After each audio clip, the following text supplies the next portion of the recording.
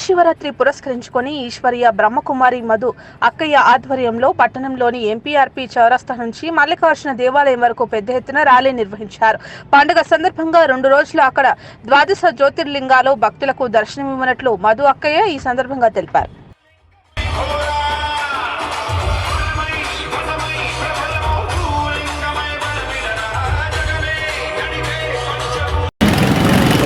శాంతి.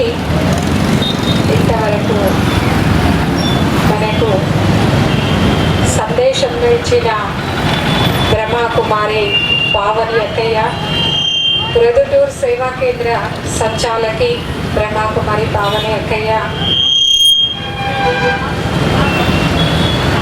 పరమాత్మ ఈ ప్రపంచంలో అవతరించారు. ఎంతో మంది ఎదురు చూస్తున్నారు భగవంతుని అవతరణ కోసం. ఏ రూపంలో వస్తారు భగవంతుడు అని ఎదురు చూస్తున్నారు.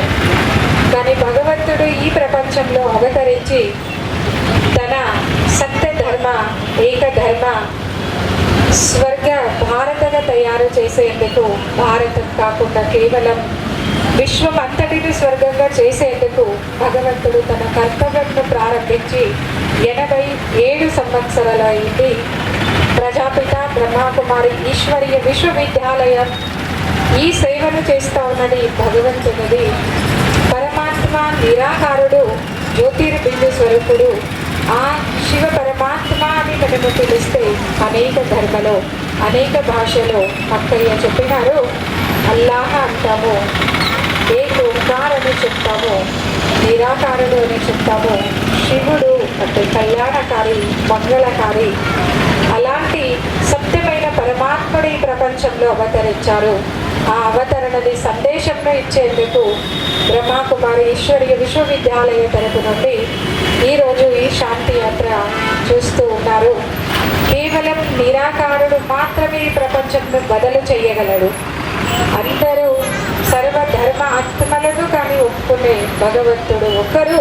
ఆ ఒక్క ఏకైక పరమాత్ముడే, సత్యమైన భగవంతుడు వచ్చారు.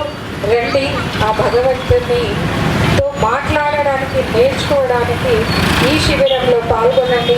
ఈ జ్యోతిర్లింగాల దర్శనంను మీరందరూ చేసుకోవాలి అని సర్వ ఆత్మలకును ఆహ్వానంలో ఇస్తూ ఓం శాంతి, ఓం శాంతి, ఓం శాంతి.